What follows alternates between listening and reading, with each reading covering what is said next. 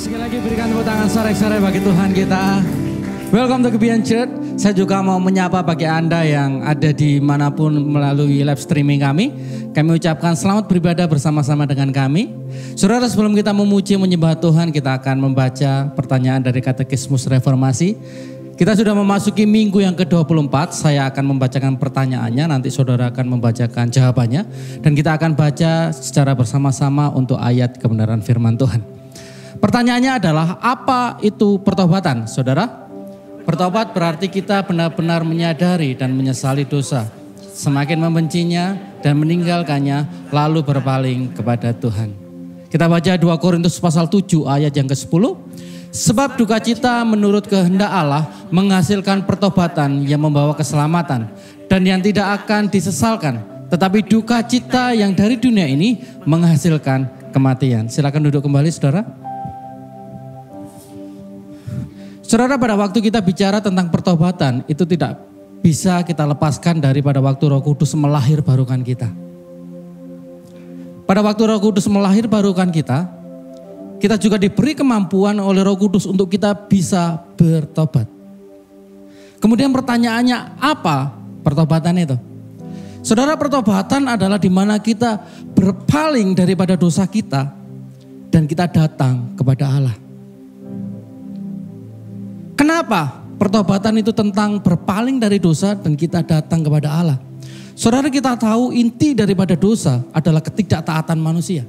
Inti daripada dosa, manusia tidak bisa mentaati perintah-perintah Allah. Sehingga karena dosa, hubungan antara Allah dengan manusia menjadi rusak.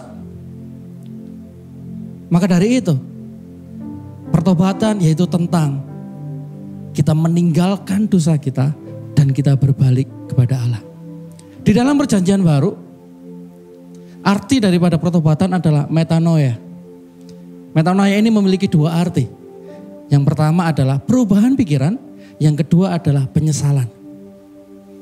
Saudara, pertobatan yang sejati itu memerlukan transformasi atau perubahan dalam hidup kita. Tetapi karena kita manusia berdosa, seringkali kita kesulitan sekali untuk kita mengakui dalam diri kita bahwa kita perlu berubah. Sulit sekali. Saudara, kita yang tahu tentang Injil, kita yang sudah diselamatkan oleh Tuhan, harusnya pertobatan ini menjadi pertobatan setiap hari. Kita melakukan pertobatan setiap hari. Saudara, pertobatan di dalam Kristus bukan pada waktu kita melakukan dosa kemudian kita menyesal, selesai di situ, enggak. Tapi pertobatan di dalam Kristus adalah pada waktu kita melakukan dosa dan kita menyesal, pada waktu itu pula kita tidak ingin kembali ke dosa itu. Dan pada waktu kita menolak dosa itu atau tidak ingin kembali kepada dosa itu, kita kembali kepada Kristus. Kita memandang kembali Kristus. Jadi pertobatan di dalam Kristus adalah pertobatan yang kita kembali kepada Kristus. Kita memandang kembali salib Kristus. Kita memandang kembali kematian, kebangkitan Dia.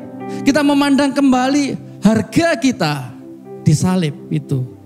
Kita memandang kembali bahwa di Kristus, di pribadi Kristus tidak ada penolakan. Itulah pertobatan di dalam Kristus. Mari pada hari ini kita akan merenungkan ini. Kita akan memandang kembali karya Kristus bagi kita. Saya undang kita semua bangkit berdiri. Saudara, saya beri waktu untuk kita semuanya untuk bertobat. Apapun itu. Mungkin kita masih terikat dengan sesuatu. Mungkin kita masih melakukan sebuah dosa. Mari datang kepada Kristus. Pandang Dia. Pandang kasih-Nya yang begitu besar. Karena di dalam Kristuslah identitas kita. Mari minta kepada Roh Kudus untuk Dia memampukan kita. Untuk kita bisa bertobat. Saya beri waktu untuk kita semuanya berdoa dan mengaku setiap dosa kita di hadapan Tuhan.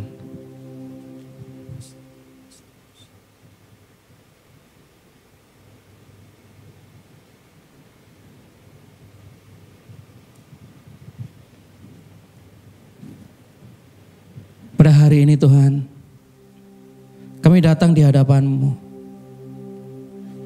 Kami Kami mengakui setiap kesalahan kami, setiap dosa kami, setiap kelemahan kami, setiap berhala-berhala di dalam hidup kami. Kami minta Roh Kudus mampukan kami. Mampukan kami. Untuk kami bisa berbalik kepadamu. Untuk kami bisa memandang keindahan salib kembali. Untuk kami bisa bersekutu dengan Engkau kembali. Roh Kudus mampukan kami, bantu kami. Terima kasih untuk anugerah yang Kau berikan kepada kami. Kami percaya saat kami datang kepadamu tidak ada Tuhan penghakiman.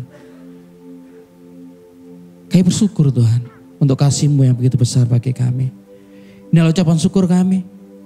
Di dalam nama Bapa, Putra dan Roh Kudus. Haleluya. Amin.